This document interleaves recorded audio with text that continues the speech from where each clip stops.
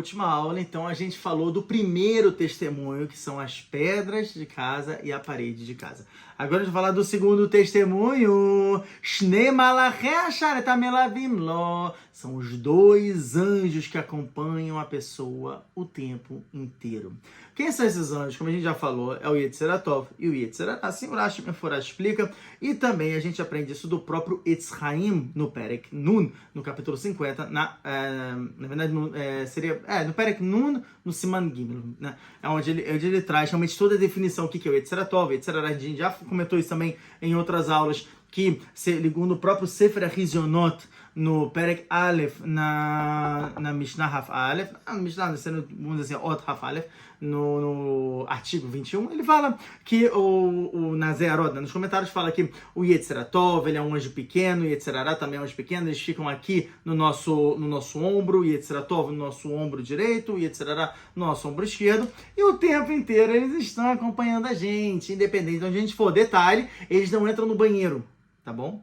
São um detalhe interessante, que também vai puxar a corda para o quarto testemunho, que são os órgãos da pessoa.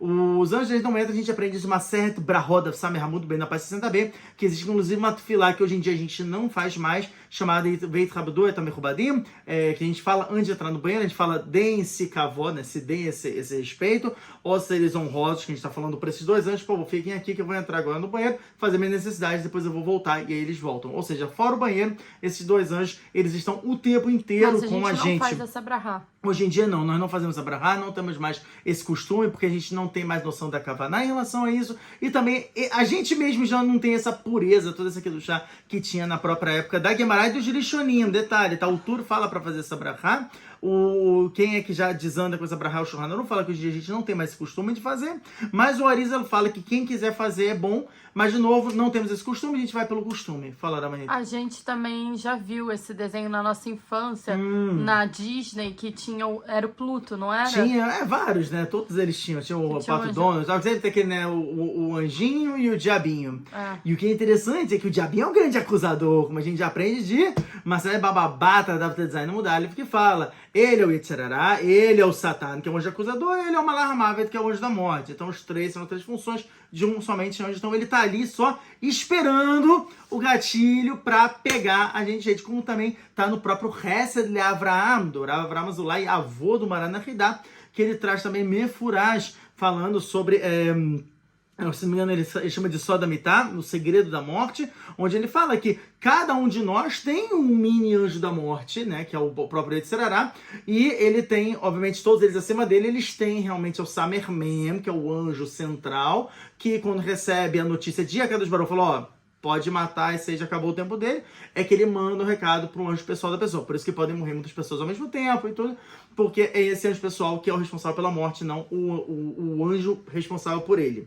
Tá bom? E também é interessante falar. Então esses dois anjos, eles estão o quê? Constantemente com a gente, o tempo inteiro conosco, vendo tudo que a gente está fazendo. Então é mais também um remes, mais uma situação da gente ver que não, nós não estamos sozinhos nesse mundo. E quanto mais rápido a gente perceber que nós temos essas câmeras em volta da gente, olhando a gente, fotografando a gente, mais rápido a gente ganha consciência. Isso é o que a gente chama de Irat Shamayim, de ter temor aos céus. O que é temor aos céus? Irá, que é temor, vem da palavra reiá, que é ver. Eu estou vendo a Kadosh Baruch, eu estou vendo que a Hashem está comigo o tempo inteiro. Eu estou vendo no mundo espiritual, eu estou vendo esses anjos comigo. Então não vacila, não dá mole, porque a partir do momento que a gente dá mole, esses anjos vão ser os primeiros a testemunharem com a gente. Na verdade, não os primeiros, são os segundos no caso, mas eles vão estar lá testemunhando contra a gente. E eles realmente vão poder falar, porque eles estiveram um tempo inteiro com a gente. Mesmo quando a gente estava, por exemplo, isso é uma coisa importante a gente falar. Dentro de uma mitzvah, você tem o quê? Você tem 5 condições, você tem 5, vamos dizer assim, subtópicos que você precisa cumprir para cumprir a mitzvah completa. É o que a gente fala que é ação, fala, pensamento, que pode mudar com kavaná, kavaná que é a intenção, e reutá delibá que é a alegria. Ou seja, se eu tô fazendo uma mitzvah, falo, olha que tzadik, eu tô limpando o Beit HaKnesset, nossa, que tzadik, mas eu tô falando na hora, eu tô falando, ai, que saco, Ou então eu tô falando, pô, na moral, eu queria estar em casa, queria estar fazendo qualquer coisa, menos aqui. Pô, esse lugar tá fedendo, cara. Pô, que coisa nojenta, não sei o quê. Os anjos que estão ao meu lado estão ouvindo tudo isso. E no momento que pararem, né, quando depois da minha morte, verem assim esse filme, pararem nesse momento e falar assim, olha, ele estava fazendo uma mitzvah. Os anjos vão falar assim, ele estava realmente fazendo na prática, na ação, mas na fala, ele não estava fazendo uma mitzvah. Ele estava fazendo uma verá, porque ele estava falando palavras de... que fala Nevelat Apeh. São palavras feias, palavras ruins, dentro de um lugar de Kedushá.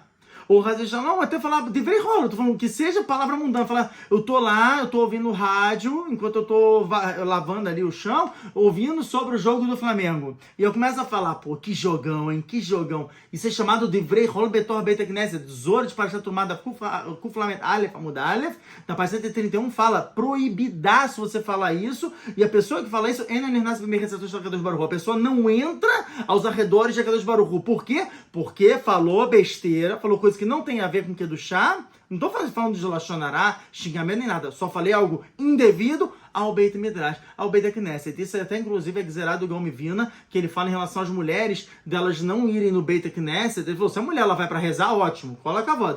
Mas tem muitas vezes as mulheres elas vão no Beit Knesset, na sinagoga, e começam a ficar, começam a conversar uma com a outra, e ao fazer isso, elas estão trazendo sobre elas uma acusação muito grande, até porque a mulher não tem obrigação de rezar, senão que ela reza uma vez, uma vez por dia, e ela não precisa de minyan, não precisa de 10 para completar isso. Ou seja, ela está trazendo sobre ela uma acusação muito grande. E esses anjos não perdoam, porque o anjo é Midatadin, o anjo foi construído, que tem Marloket, Midrash Bereshit Rabbah, no Perek Aleph, mas no iniciozinho fala Marloket, discussão quando o anjo foi criado, se ele foi criado no segundo dia ou no quinto dia. De qualquer maneira, segundo e quinto dia são dias Midatadin. Então os anjos são Midatadin, eles são severos, mesmo o Yetzer Tov, mesmo o anjo bom. Então toma cuidado com isso.